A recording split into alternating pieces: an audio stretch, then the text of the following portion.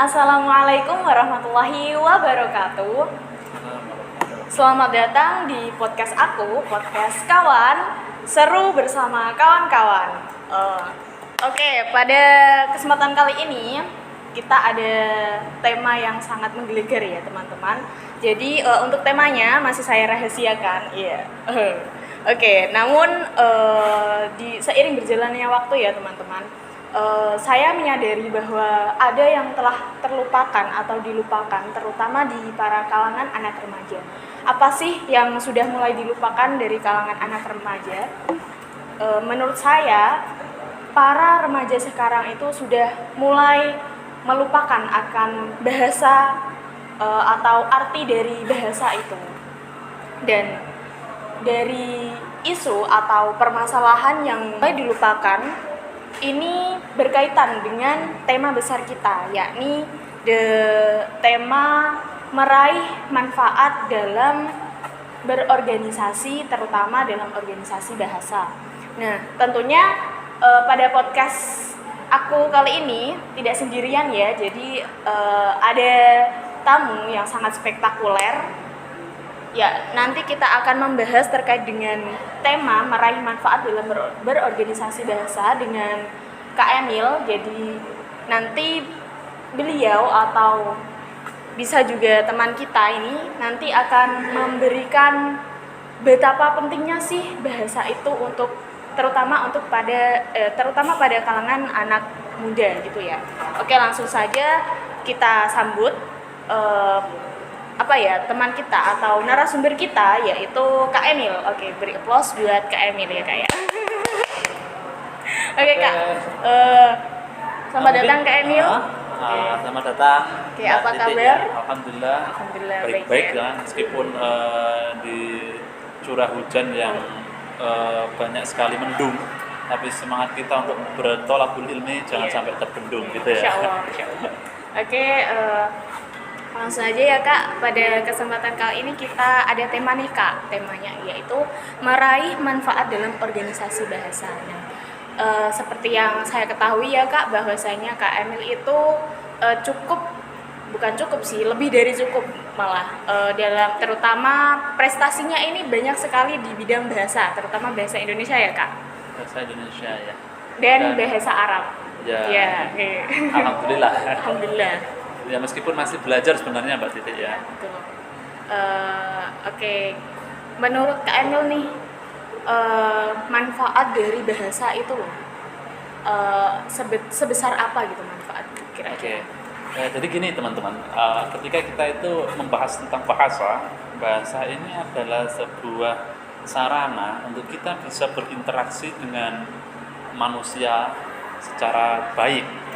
Sehingga ketika bahasa kita itu baik, maka bisa dikatakan hubungan kita dengan orang lain bisa menjadi baik. Ketika bahasa kita ini kurang baik, maka hubungan itu juga akan terkendala. Maka penting sekali di sini kita itu mempelajari bahasa. Baik itu bahasa lokal kita, bahasa regional, nasional maupun internasional. Mungkin bahasa ini penting kita maksimalkan, penting untuk kita keluarkan supaya hubungan kita dengan orang lain itu bisa berjalan dengan baik.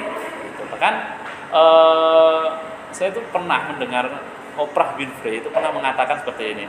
Keberanian kita untuk mengungkapkan sesuatu, mengungkapkan apa yang kita mau atau mengungkapkan hal yang dianggap kita penting, itulah yang akan kita dapatkan dalam hidup.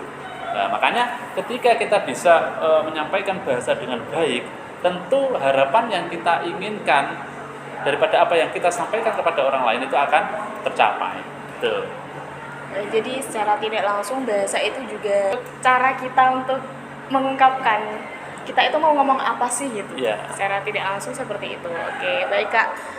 Selanjutnya kira-kira ya Kak, dari kan Kak Emil ini kan sudah banyak pengalamannya mungkin lah, meskipun masih dalam tahap belajar gitu ya Kak. Nah, kira-kira ada itu nggak sih Kak kesulitan-kesulitan dalam belajar bahasa itu, kira-kira seperti apa dan cara untuk mengatasinya itu seperti apa. Jadi nanti teman-teman yang sedang menonton podcast kali ini tuh bisa termotivasi atau bisa menemukan solusi gitu ya Kak ya. Oke.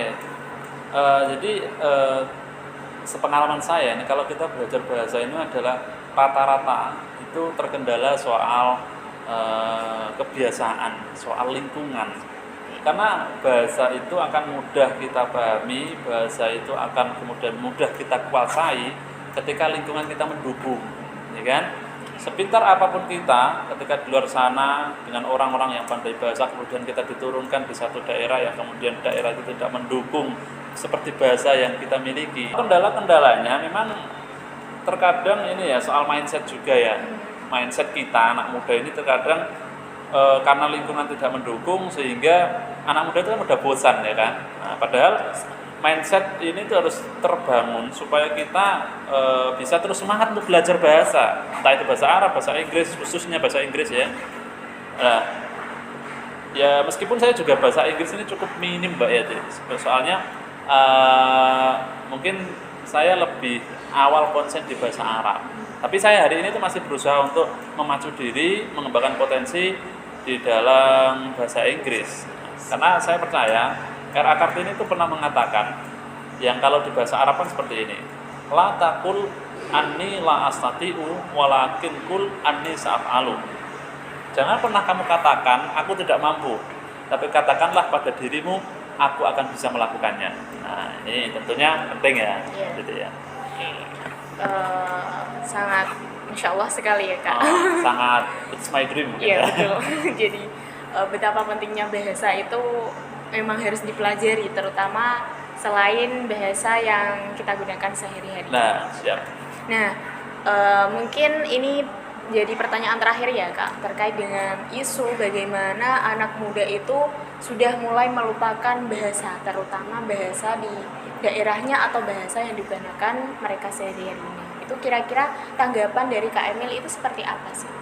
Oke ya, kondisi ini memang cukup memprihatinkan ya Pak Didi ya, karena kita yang harusnya orang Jawa mungkin, orang Jawa ini banyak yang sudah terkontaminasi dengan bahasa-bahasa yang mungkin tidak etis, secara etika itu kurang pas. Namun perlu untuk kemudian dilakukan sosialisasi sebagai bentuk motivasi kepada teman-teman anak-anak muda ini bahwa di samping kita itu juga harus menguasai bahasa lokal kita, tadi sudah sampaikan, kita juga harus menguasai bahasa internasional. Karena apa? Ilmu itu cakupannya sangat luas, ya kan? Ilmu itu cakupannya sangat luas. Sedangkan kalau kita terbatas hanya di lokal sendiri, perkembangan ilmu kita tidak akan luas. Makanya sekarang itu kita harus bersyukur karena apa? Banyak sekarang itu channel-channel YouTube yang kemudian bisa memotivasi kita. Bahkan banyak platform-platform yang kemudian bisa mendukung kita untuk meningkatkan skill kita. Namun, memang kelemahan kita itu kalau segala sesuatu itu biasanya banyak fasilitas, itu mereka itu justru malah tidak bisa maksimalkan. Beda kalau kita itu memperjuangkan sesuatu itu yang kondisinya itu benar-benar terbatas, itu pasti kita akan semangat. Nah, makanya hari ini itu penting. Intinya mari kita manfaatkan lah segala bentuk platform-platform yang mendukung peningkatan skill kita dalam berbahasa, sehingga apa yang kemudian kita harapkan untuk disampaikan melalui bahasa tersebut akan tercapai. Gitu, Mbak Titi. Oke, selain itu mungkin kalau dari saya nih ya Kak, mungkin konsisten pada niat kita untuk belajar gitu ya Kak. Itu sangat penting ya. Ya, karena memiliki fasilitas yang memadai namun tidak ada niat itu sama dengan kosong gitu. Iya. Baik, terima kasih Kak Emil sudah menyempatkan waktunya untuk berbagi cerita dan juga sangat menginspirasi gitu bagi teman-teman. Podcast pada episode kali ini ya teman-teman, semoga kita dapat bertemu kembali Kak Emil pada episode-episode selanjutnya. Dari saya juga saya cukupkan. Sampai jumpa di podcast kawan berikutnya. Podcast kawan seru bersama kawan-kawan. Bye-bye.